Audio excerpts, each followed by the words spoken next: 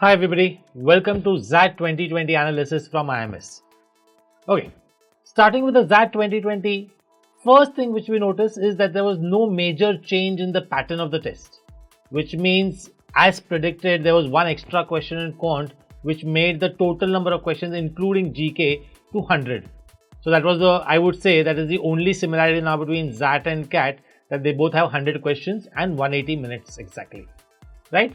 Now, part A as was for 165 minutes, which had 26 questions on verbal ability, 21 questions on DM and 28 questions on quantitative ability, while part B of the test was the GK section or general awareness section, which had 25 questions in 15 minutes.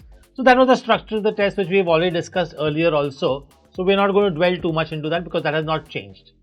Now, what major problem which a lot of students were facing from yesterday is about the negative marking.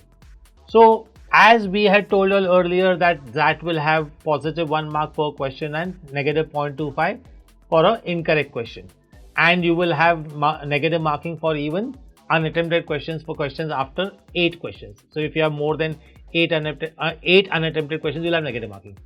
But all this was mentioned on the front page of the instructions, or whatever instructions were there on that page, it was mentioned. But when you went inside and you started solving the DM section or the DI section or RCs, what happened was there the marking scheme was given as positive 1 and 0 negative. Now this confused a lot of students whether there was negative marking or no negative marking. Obviously some of them took a chance assuming there was no negative marking and marked a lot more questions than what they should have actually attempted. From our immediate resources, what we have tried to find out at XLRI, we've called up the helpline and so on, we've come to know that the negative marking stays. That is, there will be negative marking for all questions, that means all incorrect questions from the first part A of the test. So whatever analysis we are doing now is based on the assumption that there is negative marking in part A. Well, if you feel that there was something different you've done and you want to mention in the comment box, we can have a discussion thread there. Okay, let's go ahead and let's talk about the difficulty level or how the test was and how many questions were doable and so on as per each section. Starting with the verbal ability section, there are 26 questions, out of which 14 questions were on RC. Now, as we all know, the verbal ability section in XAT has always been slightly difficult, slightly tricky. Well, nothing changed this year. More or less, I would say that the difficulty level of the VA, the RC and VA section remained more or less same. The 14 questions of RC were divided among 5 passages, which obviously, as like last year, included one poem too. So 4 passages and 1 poem. Now, the first passage, I would put it down in a particular order. You might have had it different in your test or whatever. So passage 1, sustaining pleasures in today's world, had 2 questions, had 3 questions, 2 medium, 1 difficult. Passage 2, knowledge has become a product, had 3 questions, again 2, 1 medium. Passage 3, capitalism and meaningless jobs, 2 medium, 1 difficult. So what you're noticing, so you have all the passages on the screen, what you're noticing is most of the questions over here were difficult. The poem, I would say, was slightly, Robert Frost's Fire and Ice poem was slightly easier compared to last year's poem, and maybe slightly easy to read or comprehend. But even if some students found that the RCs maybe were easier to read, but definitely the options were very close, and all the questions were more or less inferential questions, as we have predicted earlier. Also last year's that also had similar RC questions, right? So a lot of inferential questions, and hence they were always slightly difficult. Now when I look at the options over here, this is what makes XAT's VA section very difficult. The options are very close, and it is very difficult to eliminate the option. So students who use the elimination method of eliminating 3 options in CAT, like you have 4 options, so you eliminate 3 options and you come down to 1 option. Here it is very difficult to do that. You normally get stuck with 2 options, and hence when you come out of a verbal section in a XAT paper, you're always confused, you're not sure whether you're really going to do well or not. So that's the part about the 5 RCs, right? 14 questions. I would say not a single easy question, most of them medium to difficult, right? What about the VA or the reasoning section? Now we have already said that XAT calls it a reasoning section, but that is more because of it has critical reasoning and not logical reasoning. So there were grammatically correct sentences too, both were pretty medium. There were 3 to 4 the fill in the blanks with 3 to 4 blanks, 2 questions, both medium. Parajumbles or jumbled paragraphs as they call it were surprisingly slightly easier compared to, I would say, last year, even though one medium, one difficult, but compared to last year they were easier. Critical reasoning had 6 questions, and that's the only place, if you see, we put down that there was 1 easy question, 3 medium and 2 difficult. So hence what we are saying that is that overall the verbal section was definitely tricky, if not more difficult than last year, definitely to the level at what it was last year, right? And which means the cutoffs also should not change drastically, right? We expect the verbal cutoff to be somewhere around 8 for BM students, and verbal section is the only section where the HR cutoffs are slightly higher. So you could maybe assume that the HR cutoff for the VA section would be 9.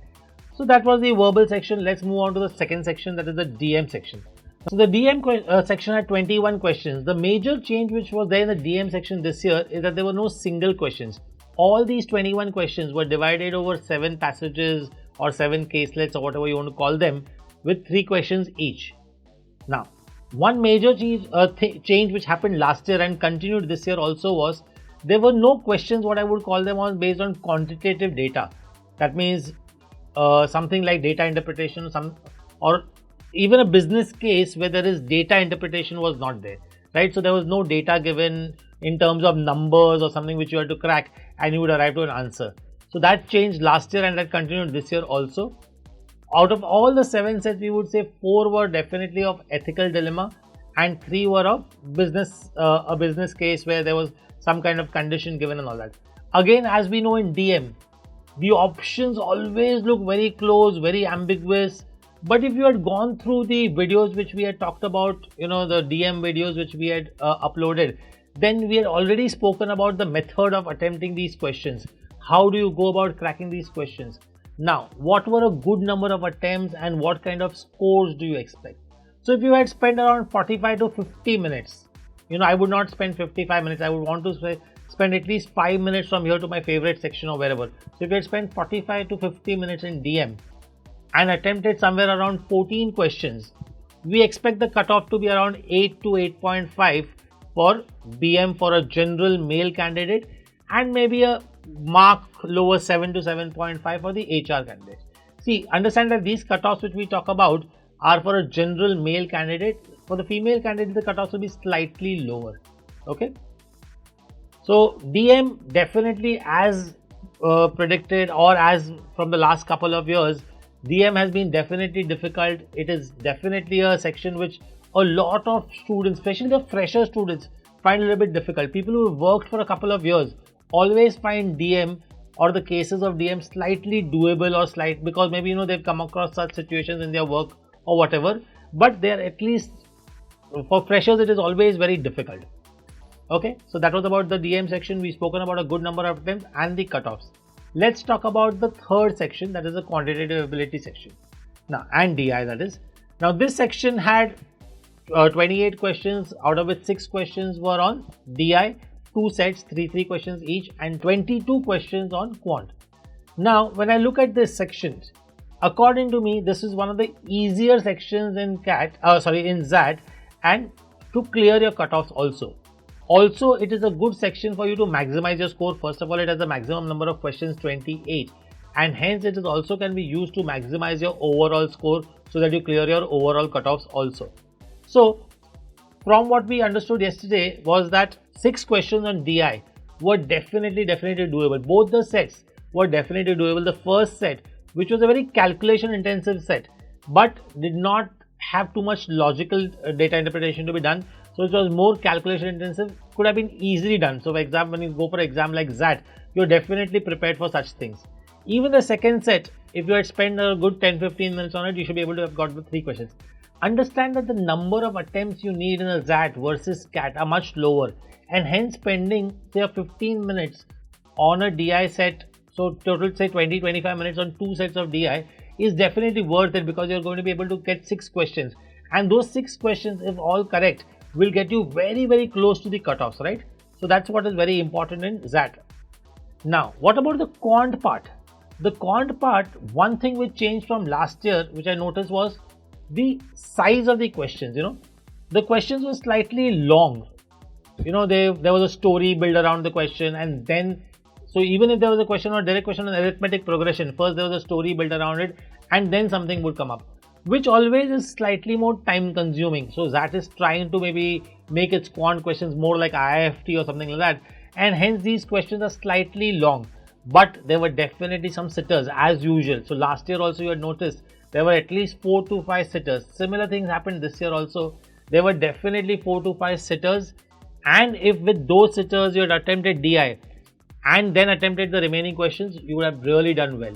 Selection becomes very, very important. So what you've been talking about right from day one, ABC analysis. So if you do that, questions which you need to do first, then the questions which you need to do in a second round, and questions which you need to leave.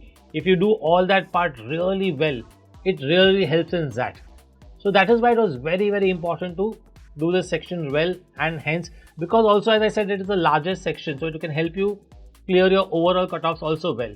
We expect the cutoffs to be somewhere around 11 to 11.5, maybe even 12 for BM general male candidates, and maybe around 7.5 to 8 for HR, because the HR quant cutoffs are always much lower than the BM cutoffs, right? So hence maybe a 7 to 7.5 for HR cutoffs would be good enough. These cutoffs could maybe, you could just put a plus or minus 0.5 here and there based on, these are on assumptions. Right, now also understand that these cutoffs have been all predicted with the logic that there will be negative marking for the part A. But suppose if that changes, these cutoffs could really change also. So let's assume that there is negative marking in part A, and only based on that these cutoffs have been predicted. Now let's come to the main thing which we all been waiting for. What do we expect the overall cutoff to be?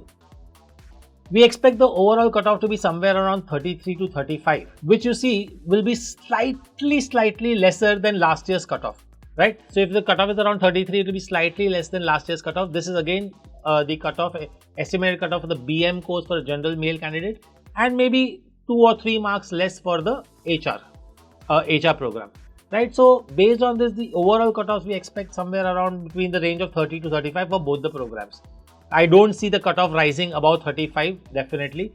That should be more or less the cutoff.